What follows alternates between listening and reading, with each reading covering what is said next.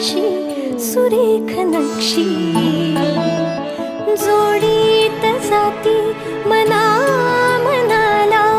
नात्यांचे हळवे पक्षी दाराशी सुरेख नक्षी एक रेष हलता चित्र हे विस्कटते